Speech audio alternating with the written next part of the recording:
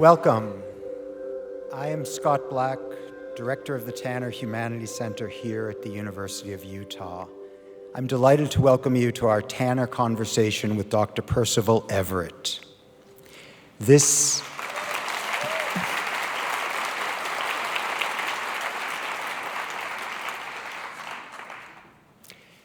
is a strange and challenging time. We are a week away from an election in a country split in half, divided by fundamental questions of who we are as a nation and a culture.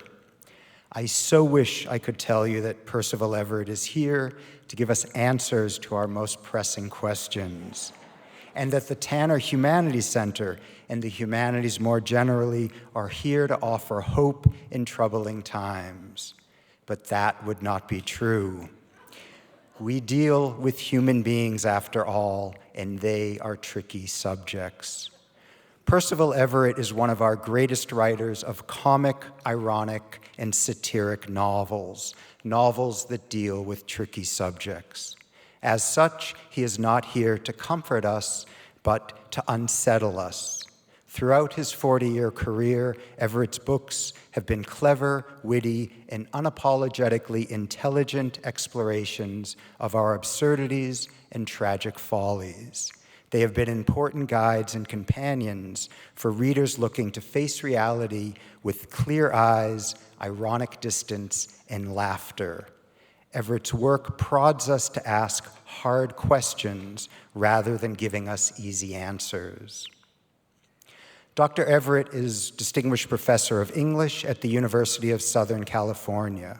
He is author of some 30 books, including Erasure, which was adapted as the film American Fiction, The Trees, which was shortlisted for the Booker Prize, I Am Not Sidney Poitier, which is my favorite, and his new book, James, which is at once a response to Huck Finn and a tribute to Mark Twain.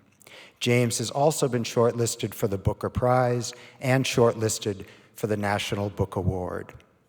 Tonight, Dr. Everett will be in conversation with two of my colleagues from the English department, Dr. Ron Shavers, Associate Professor of Creative Writing, and another writer of innovative genre-bending fiction, and Dr. Jeremy Rosen, Associate Professor of English and a scholar of contemporary American literature and genre-bending fiction.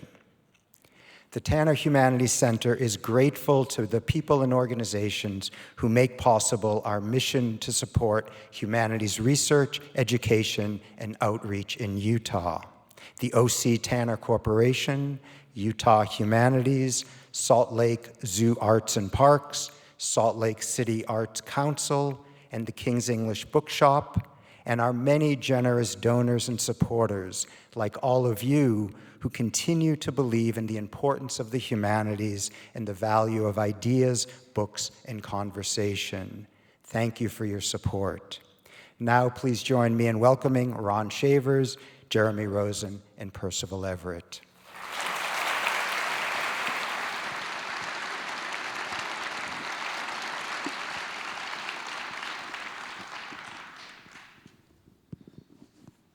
Okay. Good evening. Thank you all for coming. Ron and I drew straws, and I won or lost. I'm not sure. Ron also told me or asked me about what I was going to wear, and he didn't tell me he was going to wear a tie. So I said I was going to call him out for that. I'm going to do the thing that a scholar of contemporary literature probably should never do, and is always so embarrassing, but I'm going to say it, at the risk of alienating Percival, that I work on your work, I write about your writing. But I told him in the green room that my first book is called Minor Characters Have Their Day, and it is about the booming genre of rewritings and classics, rewritings of classics that take a minor character's point of view and retell that classic story from the minor character's point of view. And Dr. Everett told me he's actually wasn't aware that this was a booming genre, which is probably why he did so well inhabiting that genre or using that genre. But I guess I wanted to just start by asking, I imagine a lot of our audience knows of James and has heard of James. And I just wanted to begin by asking what you really hoped to do by the kind of daunting task of engaging in a dialogue with Mark Twain's hyper-canonical novel, Huck Finn? Well, first, I wanted to put my sons through college.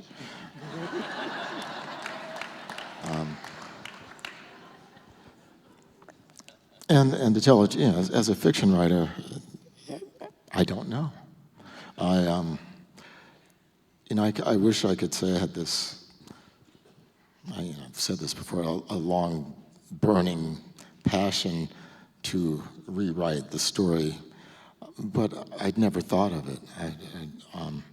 One day I was playing tennis, and I hit the ball out of the court pretty wildly, and as I watched the ball sail, I thought to myself, has anyone ever told the adventures of Huckleberry Finn from the point of view of Jim?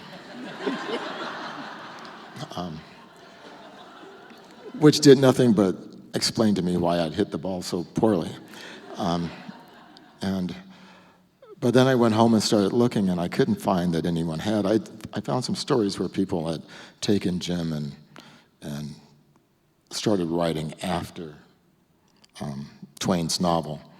And they were fine. They didn't do much for me, but I thought about it, and I decided that I didn't like the way Twain had portrayed Jim. And it wasn't an unfair portrayal, as I realized that Twain wasn't equipped to portray Jim fairly. So I set to work. If I can just follow up for a second, Ron. That makes total sense. It is a story waiting to be told, really, and you did such a masterful job of inhabiting, I think, in a much more believable and fully human way, the character. Huck Finn is such a daunting novel in a certain way. I use that word hyper-canonical, which is from a book by Jonathan Eric. I'd highly recommend it for anybody who's kind of interested in the Twain controversy. It's actually an academic book that's pretty readable, and it's called Huck Finn as Idol and Target, and is about kind of the way Huck Finn became the great American novel. It wasn't always kind of for lionizing Huck in a certain way. Yeah. And but it's now become so controversial too. Were you thinking about kind of intervening in our contemporary debates about this novel? I don't think so. I mean, it's obviously it's in my mind that the novel has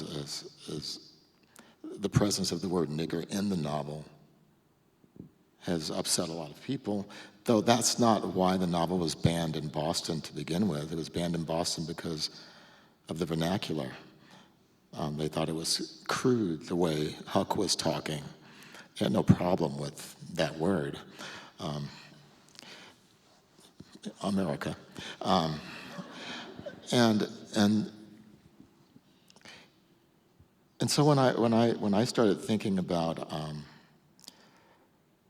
this novel seriously, really when I first read it as an adult, as a teenager, it was really important.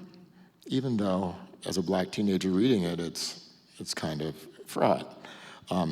It's a novel where a young adolescent America, Huck, is wandering through his landscape, trying to come to terms with the thing that was in its inception and continues to be the most defining and important experience in the American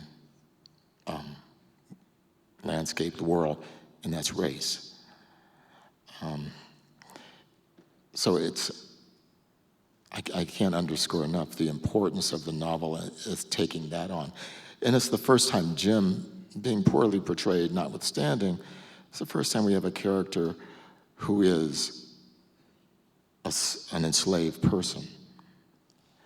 It's about an enslaved person, not about the institution of slavery. And those are different things. Yeah, wow, thanks for that. Hey, everybody, I'm Ron Shavers, Department of English. There's a couple of different ways I could really take that, like in terms of history, which I might come back to later at a certain point. But I kind of just want to bring in this whole idea of names and naming that appears throughout your work. I mean, you have Monk and Stag, of course. You have Jim and James. It's like names kind of represent a sort of ultimate taxonomy to you, or like they do a lot of kind of classification. Sometimes they reveal a pathology, if you think of, say, like Stag or something like that. Sometimes they don't. So I was just wondering if you could maybe, does that, what are you working with there? How does that affect you in any way? Or what kind of goes through your head? Is that part of your process? Are you trying to reveal something just by having multiple names in your works? I'm just having fun. Fair. Fair. Yeah, names are pretty cool, and names do work. Yeah. If my parents had named me Conway Twitty Everett, I'd be a country singer right now. Yeah, but there's the jest, but there's also the gesture. Yeah, and there is, and a lot goes with naming. It's not just simply a rigid designator that gets applied to something. It's a performative act when parents name their children. That's why you go through so much to officially change your name. And there are countries where there's a list of approved names. There's a woman in Iceland, her passport says baby girl because the government won't, I think her name is something like Janet, but the government won't recognize her name. So that's what her passport says. Naming is, if you get there first, you get to name it. And if you get there first, even if a whole bunch of people have living there forever, you can name it apparently. So there's a lot of power in naming.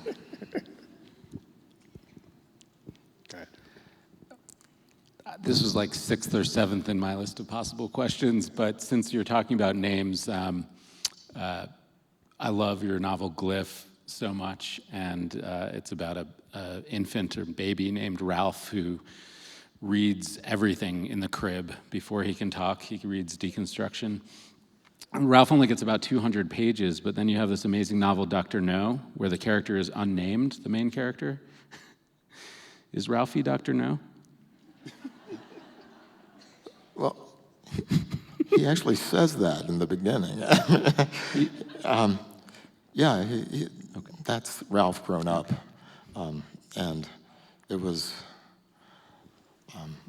though,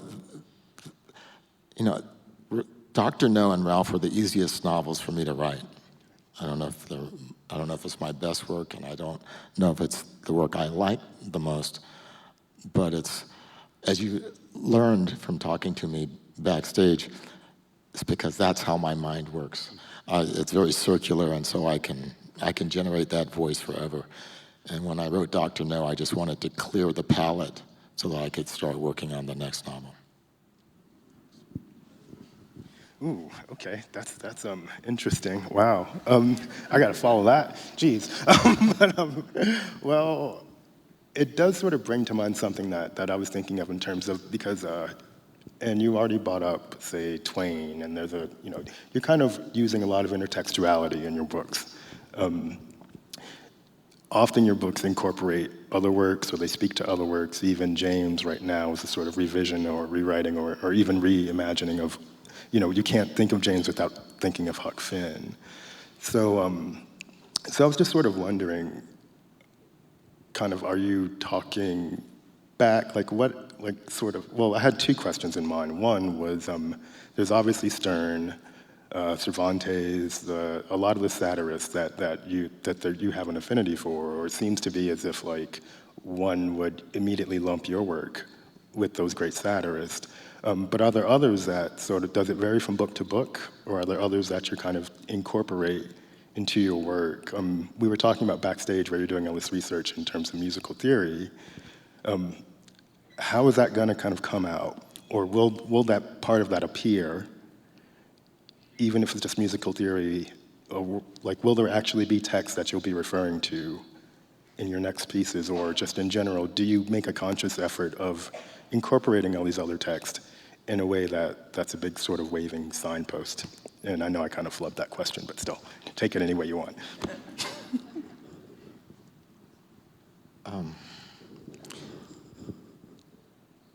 Intertextuality. Yeah. I don't think about incorporating things. I read things until it all becomes blurry, and then I go to work. I tend to, as you probably gathered from talking to me, I tend to over-research things. I have a novel, my novel Watershed. I read 25 or 6 books on geomorphology and hydrology, and then I went out and did 3 months of field work with a hydrologist. And the sad part of this is now I know no hydrology after doing all of that. But I wanted to think like a hydrologist, or how I imagined a hydrologist, tell hydrology jokes, which are not funny. And just so that my research wouldn't show when I set to work. For James, I wasn't going to go. Couldn't go back to slavery, despite certain political efforts these days. So I needed to inhabit the world that Twain was writing about and had created, but I didn't want to owe any loyalty to Twain's text, to his words. So I read the novel 15 times in a row. I would finish and just go back to the beginning, and because I wanted to become a blur. I wanted to know everything, but not really remember it. What I learned reading it 15 times was that 10 would have been enough. Because after 4 or 5, I was thoroughly sick of Adventures of Huckleberry Finn. And I can honestly tell you that I will not reread it. But when I read it the 15th time, I closed the book and I never looked at it again. Any reference to anything that happens in that novel came out of the world as I remembered it. Right. Okay, and then just as a follow-up, so you over-research things. Let's just be diplomatic and say that you over-research things, Percival. But yeah, there's such an economy to your work. Your books are not kind of doorstop novels. They usually max out somewhere between 2 and 250, 275 pages, which makes them very teachable, everyone, by the way. But sort of, this is for the writers out here. What's the benefit of that economy? Because I also notice that sometimes in your chapters, they tend to be short. So are you conscious of that? Is there a particular sort of usefulness that you think you feel from keeping things shorter? Or is it just you feel if you've said your point and then that's it? Do you know how long a horse's legs have to be? Nope. Long enough to reach the ground. Fair. I tell all the story I need to tell. I'm always trying to chop down, not because I necessarily want it to be shorter, but because I don't want it to be too long. And those are different things. I don't want to take anything out that's important, but I don't like repetition, and I don't like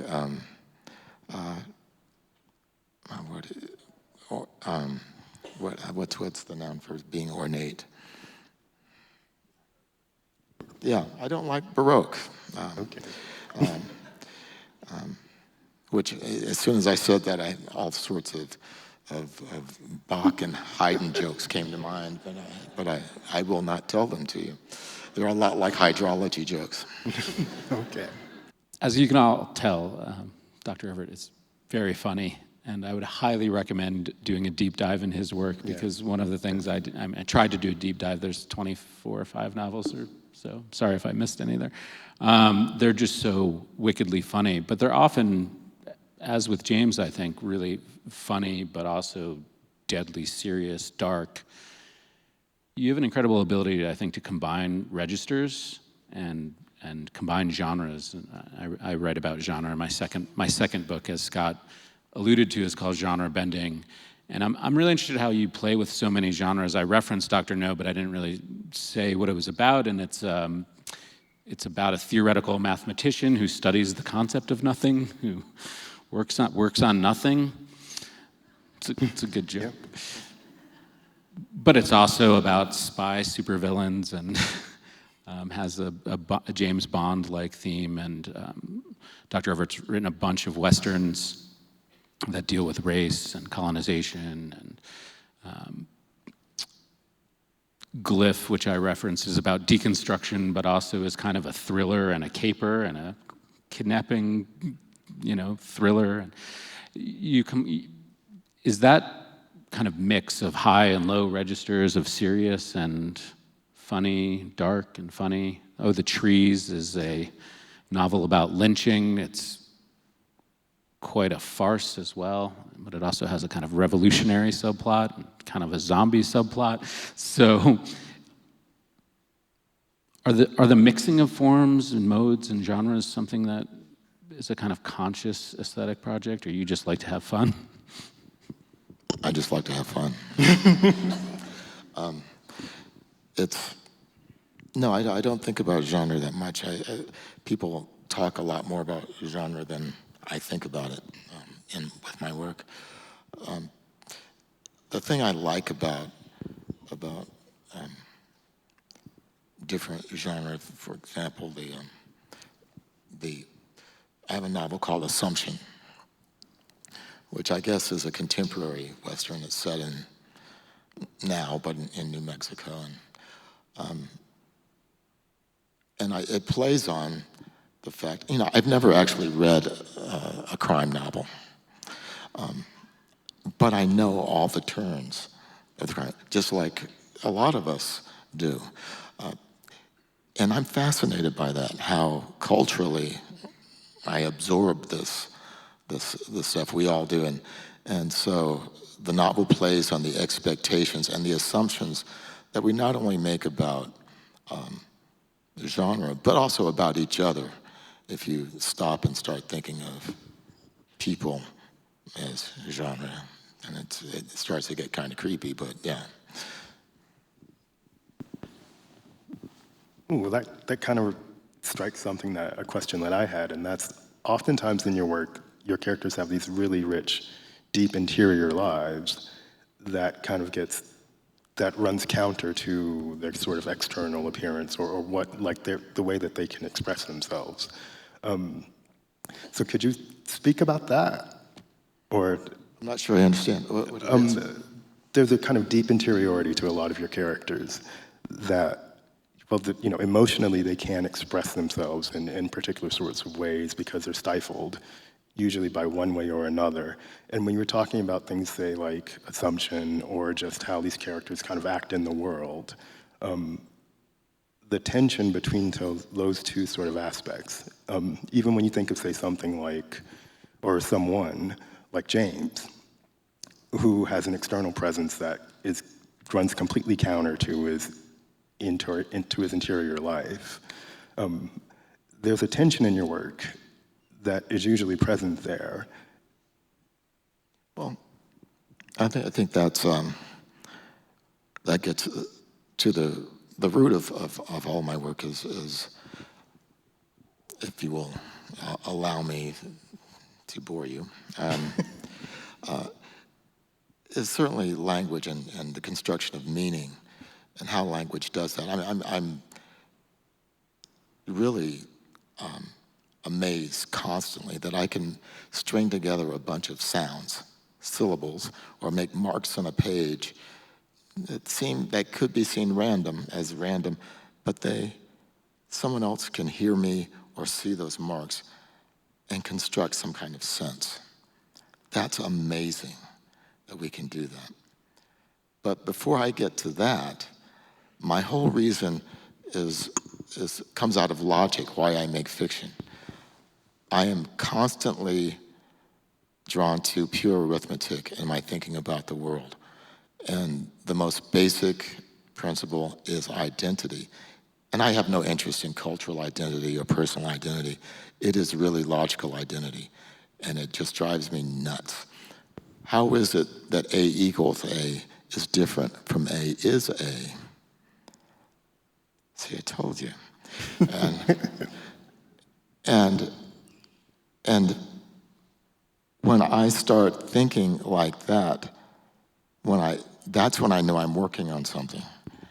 When I start stepping back logically from all my research, I always come back to, and I hate to say it because my sons would shoot me, math. With or emotion? Where's the emotion in that? Or is it necessary? Where's the emotion? Oui. Is it necessary? Oh my God, it's beautiful.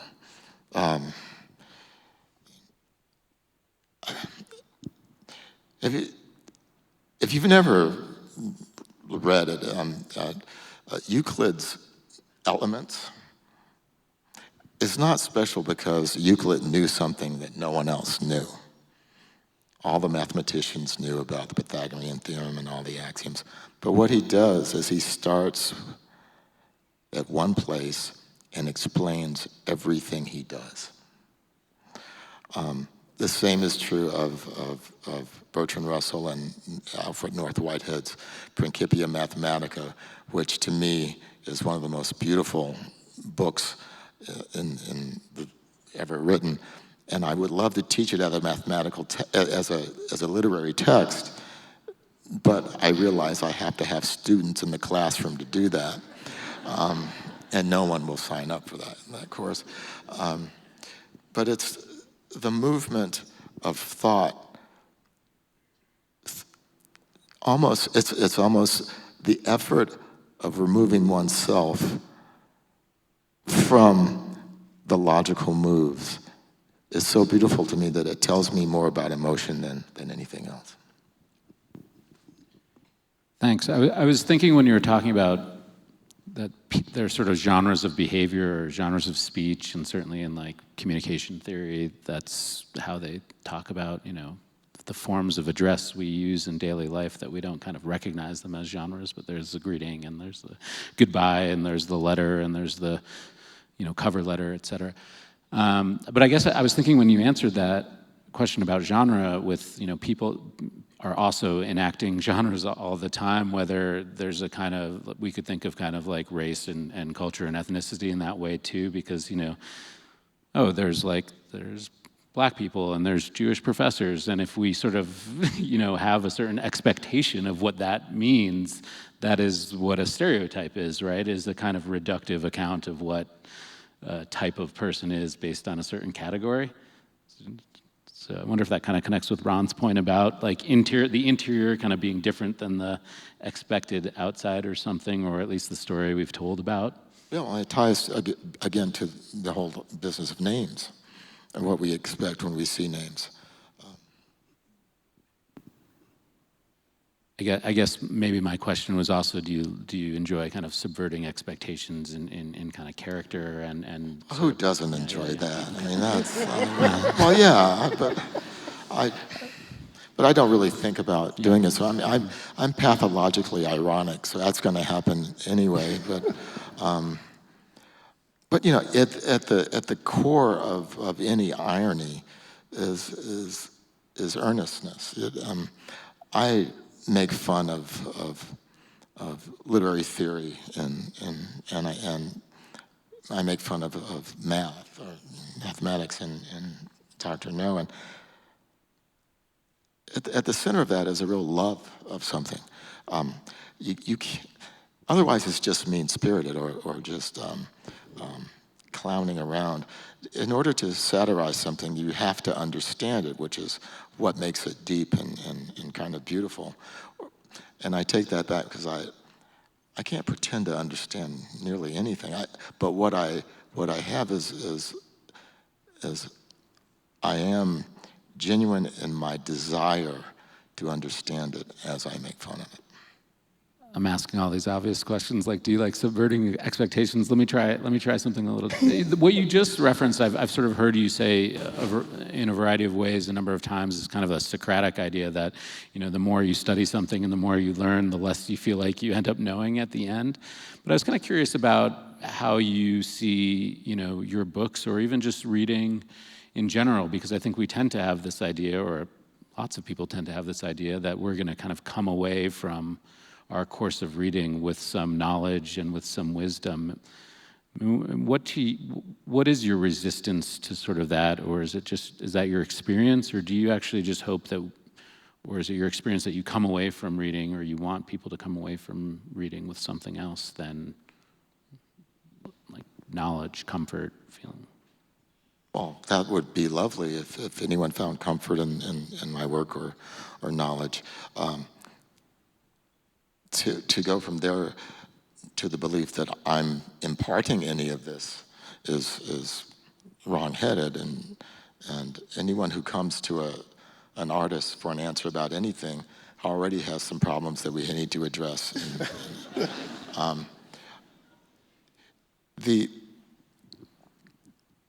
When I start a novel, I think I know something about the world. And by the time I get to the end of it, and this is the exciting part of it, I realize I was wrong. I know less at the end of a work than I know at the beginning. And I've written a lot of novels, so I know less than most people. And as my sons will tell you, well on my way to knowing nothing at all. But it's that confusion, that openness to the world when you realize that you don't know anything, that's so exciting, I think. Reading is, and I feel like a broken record, I've said this about 1,000 times lately, reading is the most subversive thing we can do. No one knows what a text is doing to you. Even if someone's reading over your shoulder, even if they're reading it aloud over your shoulder, they don't know what you're bringing to those words and what they mean, which is why fascists often run to burn books. They don't want you participating in that subversive act. They don't want you thinking. They don't want you realizing either what you already know, knowing something new, or realizing what you don't know. Maybe the second most subversive thing is writing, but I'm not sure about that. Maybe the second most subversive thing is book clubs, which I think are pretty cool. So it's just the idea that anyone is out there reading my work makes me excited about not my potential to affect the world, but their potential to affect the world. Wow, thanks for that. I want to step back just a little bit to return to the idea of genre, but just approach it from like a different angle. I mean, your work does tend to blend genres, but are there any particular genres that you find yourself attracted to? No, I don't read any genre stuff. I hate anything with dragons in it, I'm sorry. Yeah, but there's the Western, for example. And it's not because of the dragons. I can't get past the names. Valdor, so if I could do that, I might enjoy one of those stories. Well, you've done quite a few Westerns, for example, or I have one historical Western. I say historical meaning that it's set in the 19th century. All the others are contemporary. And I wrote that one because of what the Western does. I never liked Westerns before that. In fact, it sort of creates, I can tell a nice Western story because of this. I read, as I was telling Jeremy, I read 150 pulp Westerns, from those dime nickel novels that they used to publish, and then watched about as many films so that I could sort of own that kind of story. And I made whatever it is I made. But because I did that, just like everything else, people then assumed that I was an expert on Westerns. And I got invited to a cowboy symposium at the Cody Museum in Cody, Wyoming. It was great. But when I was invited, I said, "Sure, yeah, I'll be there." And I got a call from someone in some morning show, from NBC or one of the networks. I don't remember. Back when phones had cords and you could, how wonderful it was to be able to hang up like that. But this woman called and she said, "We'd like to interview you at the symposium." I said, "About what?" She said, "Black cowboys." I said, "I don't know anything about black cowboys." She said, "Well, you wrote this book." I said, "Well, yeah, but I don't know anything about it." And I told her, "You should talk to this guy, Todd Gunther. He's a historian in Wyoming. He lives in South Pass City, and he knows a lot." And she said, "We'd rather talk to you." And then I understood. It was television, and Todd was white, and they wanted some black guy talking about black cowboys. And so I said, "Well, I tell you what, you read," and I gave her a couple of books, titles. I said, "You read those and maybe I'll talk to you." And this is what she said to me. And I'm not joking. She said, "Oh, I don't do paper."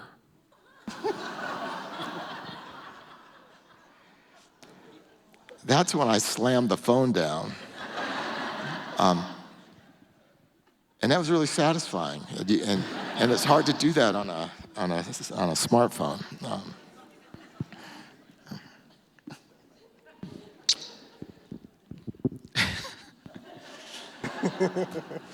One question is, when do you sleep? No, but seriously, no. Your story about the news lady does remind me a little bit of American Fiction, which I imagine some folks in the audience have seen, and that's based on the novel Erasure, which is this kind of incredible satire of contemporary publishing, and I think particularly the way novels by people of color get kind of marketed, and and particularly the kind of pathological portraits of African American people that people seem to want to pay to see. But of course, American Fiction, you love irony, has become extremely, successful. It's nominated for a bunch of Academy Awards, and I imagine a certain amount of notoriety has kind of redounded to you from that. Does that suggest something different, some shift in what people are sort of willing to kind of view now, or the kinds of stories that the market seems to have an appetite for? I think it had changed anyway. That novel was written 20 years ago. And some of the problems exist and they're insidious, but then it seemed to me, and not even then, it was growing up, it seemed to me that the two depictions of black life that were available were the antebellum South and the inner city North. And when I was a kid, my middle class medical family didn't fit into either of those pigeonholes, and so I didn't know where I was in the world. Then as I studied, read more, and I discovered the works of the authors of the Harlem Renaissance, there was such a range of fiction, people, all sorts of different kinds of people, diverse lives represented in novels and stories that had disappeared. Not because people had stopped writing them, but because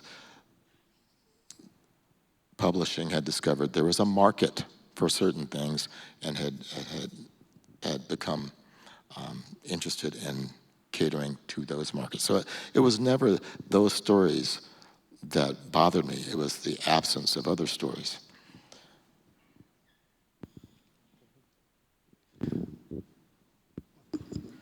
You can go. I feel like I'm at a tennis match. No, you go. Okay, all right. Well, No, you hang up first. well, my question then becomes, I guess, now that do you feel that you're marketable now, or that your work is marketable now? I mean, you've had this great success. Well, come This on, is you all have. this is all fleeting. You know, it's for a year or two. A lot of people say James, James, and they'll come out and fill a room, and that's great. I have some more readers, but it's all fleeting. I just want to make the next book, and you're helping me. Thank you. But it's all about the journey. I mean, I'm an artist. I just want to make books. I never, whether I'm enjoying some kind of minor celebrityhood right now, I don't know. But since I don't go online, I wouldn't know anyway. Really? Oh, that's a bad neighborhood. I do not. I don't go in there. I do email. That's it. I mean, speaking of kinds of stories that are out there, I mean, I think just one of the best aspects of your work is just how funny it is, and you're kind of talking about students, and I think there are a lot of kind of pieties out there these days when we talk about race. There's a lot of a sense of we sort of know what we should and shouldn't say, and what. And people are very kind of earnest, and that's not a bad thing necessarily, although it can go to bad places, I think.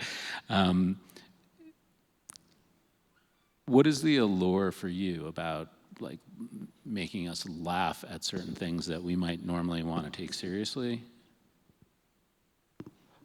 Well, that's nothing new with me. That's what people do. That's why we have the expression gallows humor. And in Buchenwald and Auschwitz, people told jokes. Enslaved people had jokes that they told to each other. I learned this. I have four sources for my sense of irony and my sense of humor. And those aren't exactly the same things. My father, Mark Twain, Groucho Marx, and Bullwinkle the Moose.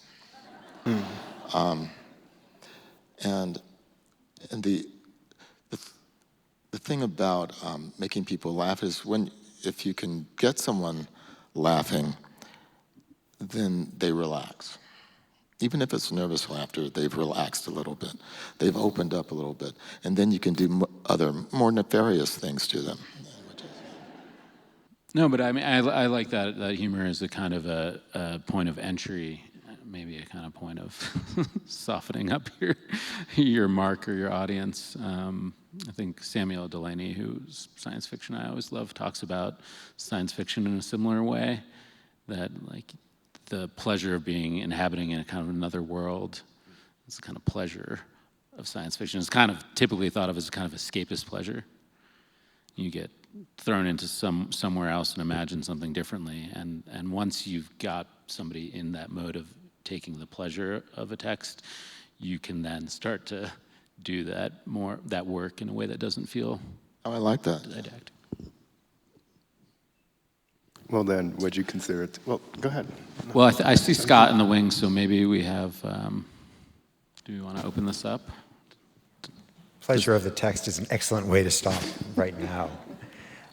If there are audience questions, there are going to be mics, I believe, in the center rows. If anyone has questions, please ask them in a couple seconds. In the meantime, I guess it's my turn to ask a question. Excellent. I really appreciated the comments about reading as a subversive activity And one of the scenes I love most in James is James reading Voltaire's Candide. First of all, I teach Candide. I love it. It's a hilarious book. It's one of the great satires. And I think it's part of that tradition you're in conversation with. At that moment when James starts to read Candide, he loses himself and finds himself in another world. That's maybe the only approach to freedom James has. I wanted to say, first of all, I love that scene, but also wanted just to ask you to say more about reading and its subversive potential. Well, I could say that I'm taking on the Enlightenment philosophers, and I include Voltaire there. He didn't technically do philosophy, but those guys are all stand-ins for Thomas Jefferson. Since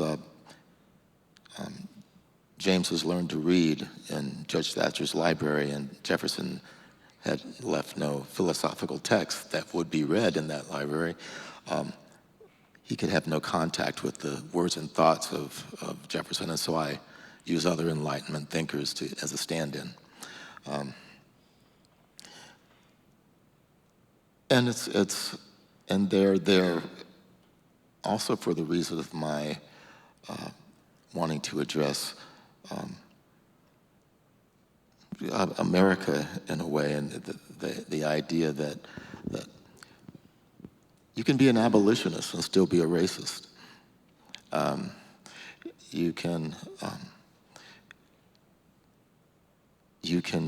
be fair-minded, liberal, progressive, and if you don't accept, I even accept about myself, that having been enculturated in a racist and sexist society, if we are not aware that we have been trained this way, we will always behave this way. If we can't say to ourselves, I can be racist, I can be sexist, then that's what we will do. At some point, maybe we won't be like that, but this is where we live. Yeah. Please. Hi. Is this on? Yes. Awesome. So James is the first book I've read of yours, and I came to it because I saw American Fiction and realized that you had written a couple books. So first thing I did was I opened it up and it said for Danzy or to Danzy, and I'm like, holy shit, is he married to Danzy Senna? And because I've been reading Danzy for years, I can't wait to read colored television. I'm from Boston. I grew up in the 1970s, so loved Caucasia. Yes, I'm in love with your wife. But my question to We you, have something in common. So this is a general question you can answer anyway, but you have two writers in the home, and you keep mentioning that you have sons. I don't know their ages. How is the dynamic of living with a writer, reading each other's work, supporting each other, and what do your kids think of all this? I have to say, our kids are not terribly impressed by any of this. They're 18 and 16. Okay. And they write really well. I am the least talented writer in my house. I say proudly and with great sadness. Danzy will give me things to read, and I read them and I hand them back to her, and she says, what do you think? And I say, I'm married, not stupid. I never give anything to anyone to read.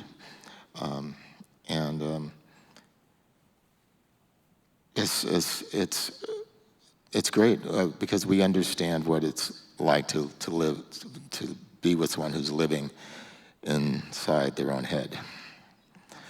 Yeah. Thank you. From the other side. All right, I'm a huge fan and book club member, so thank you for all your wonderful books. My question is, your books are so diverse and on such different topics, and how do you decide what to write about and how to take such unique concepts and form them into these wonderful novels? I think the technical term is schizophrenia.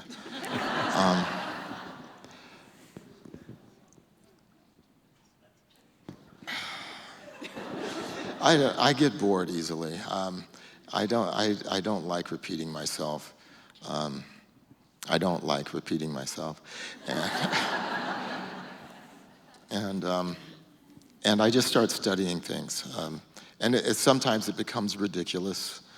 I started going into caves once. I started going into caves everywhere. In fact, are there caves here? Layman caves on the. Yeah, I went into Layman Caves.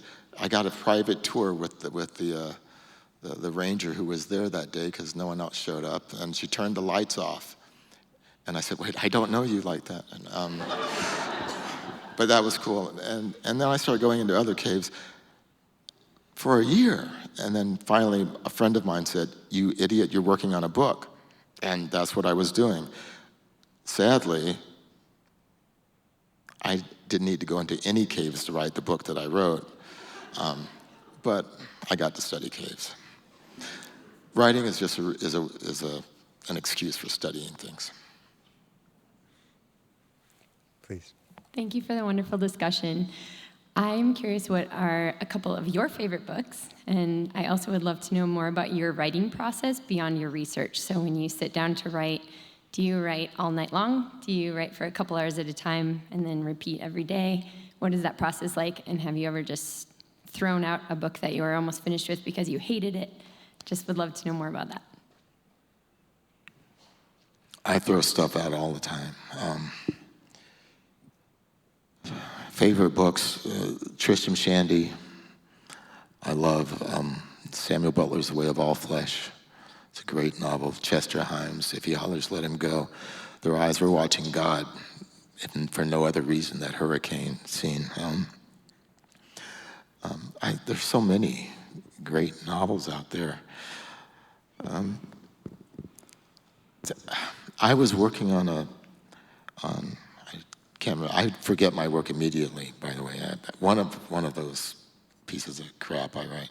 And I was working, and there's this long, dense passage, and I kept stopping at 2 or 3 sentences in the middle. In fact, they weren't sentences, it was just a long string of writing. And I realized that it was actually from Joyce. It was from Molly Bloom's speech, and it was in the middle of this long passage of mine, verbatim. So I said, well, I'm gonna leave that in there. And I did. And so stuff gets into us,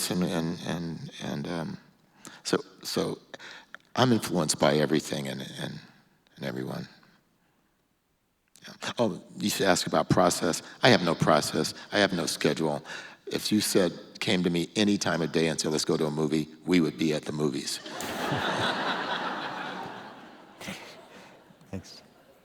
Thank you so much. This has been so wonderful, and I feel really lucky to be here tonight. Earlier you mentioned that when you finish or come near the end of a novel, you feel like you know less about the novel than when you started. And I think I've experienced that a little bit, and I think it would be really easy to just abandon the work at that point. I was wondering, what gives you that push to publish it? Is this something that you've worked through throughout your career? And can you talk a little bit more about that tension?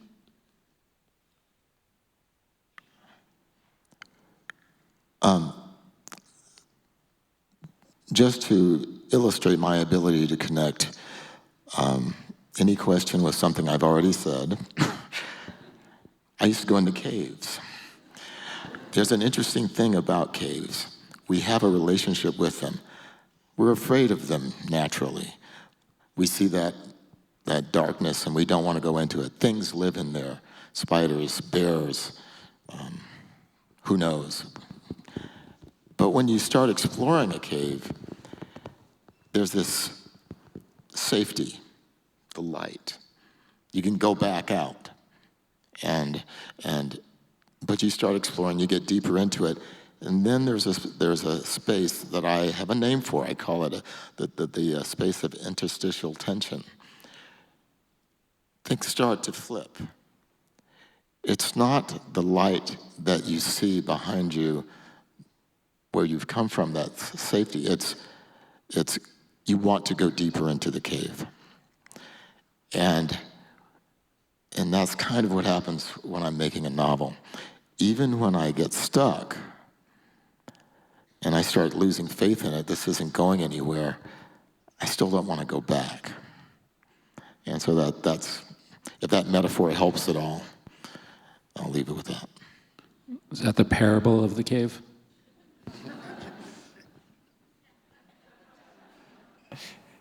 Please. I didn't know this was about James, so my question is not about James. I apologize. But I'm like 80 pages into Dr. No, and I'm loving it, but I'm also completely and utterly confused. Good. But in like the best way, because you have these two seemingly like completely different ideas that should not work together at all, like the concept of a professor of nothing, and you know your Bond villain arc as well. And I'm just wondering like what your like the way that you build out your stories, what that looks like. If there is like an outlining process, if you do like backstories for characters, where that comes from, or if you just sit down and go.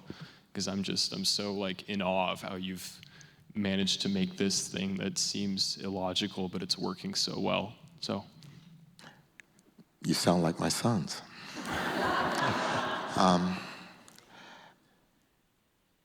I don't outline. I encourage my students to do this all the time because it makes perfect sense to me to do that.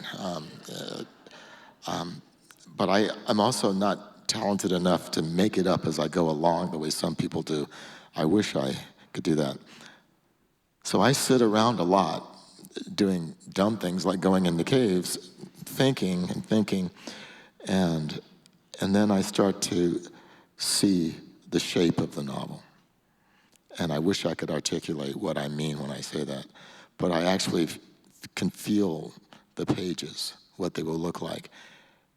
And then I think about the stuff at the root of it, so that I will not think about it when I come up with the story. I don't know how helpful that is, but that's how it works for me. That's actually incredibly helpful because I've experienced the same thing and I thought I was crazy, but I guess I'm not. Well, you are. But... Well, yeah. Yeah, but thank you. I appreciate it. Oh, certainly. Yes, thank you. Given today's America's political governmental environment, given we're in a metaphorical cave, how would you use humor, sarcastic humor, sardonic humor, that would give us insights into the dilemma we're facing today for your next book? You're just going to have to wait. No, really, I'm just an old cowboy. I don't know anything about the world. I just make stories up. It's the only thing I know about is horses. And, well, a mule is just a more evolved horse. And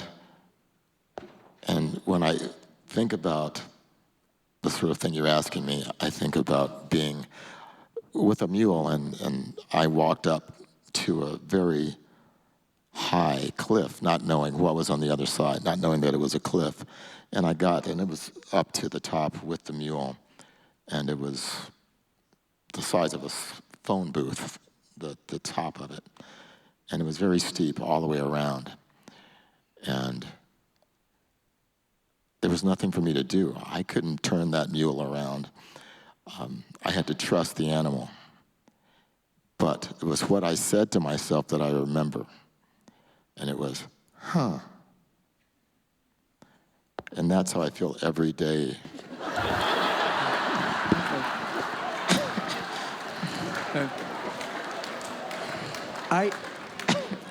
I hear you saying that you're writing not from great wisdom, but from sudden genius and inspiration, like this. Oh, well, So thank you. Thank you. Hi. You've told us that you enjoy going to the movies, and you've also told us that reading, interacting with a text is more subversive than writing. So my question for you is, how pleasant or unpleasant is it for you as a writer to see somebody else make a movie out of your story? Is it easy to just let go and let another creator run with it? Yeah, it was cool. Luckily I liked the movie, but even if I hadn't, the idea that somebody can take one work and make a new work of art is really exciting to me. When Cord Jefferson came to me, I liked him, but I had nothing to do with the movie. I said, "This is your movie. Don't ask me anything." And he didn't, and he made a really nice piece of work. Thanks. I think one last question. Well, actually, I was hoping, since I was the last, that I could have one short question and a shorter question. Short question, we've talked about reading as a subversive act. We've talked about, and then my question, I guess, is like, I also see your laughter or your humor as a subversive act. I know that, no dictator likes to be laughed at. And I'm wondering where that comes from, like in your personal history, this attraction to subverting power.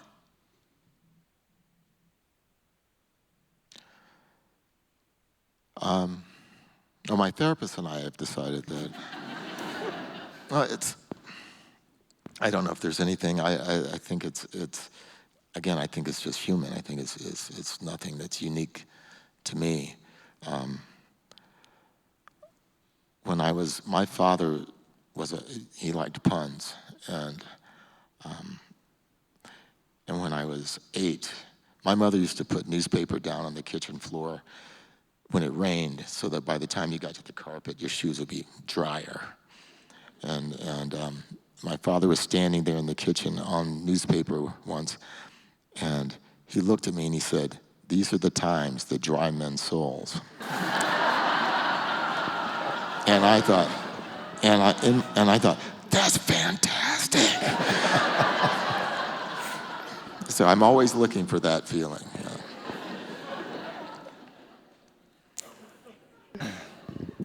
Yeah, you have to appreciate a punny person. My final shorter question is, do you have any hobbies that inform your writing or your art? Caves, yeah, somebody said. I don't go into caves anymore. I don't know if it's certainly not a hobby anymore. For 13 years, I trained horses, and that informed the way I think about almost everything. I fly fish. I play music. Apparently, from what I'm told, I have a profession as a painter. So I suppose I do some things, but it never strikes me as extra stuff to do. What do you do in the hours of the day? So that's what I do. Thank you. Yeah. Thank you all for coming. Percival Everett will be signing books upstairs from the main lobby. There are pre-signed books if you'd like to buy one of those, or there'll be a line of Percival signing your own books. For information about the rest of our year's equally exciting programming, please go to our website, thc.utah.edu, and please join me in thanking Percival Everett for coming.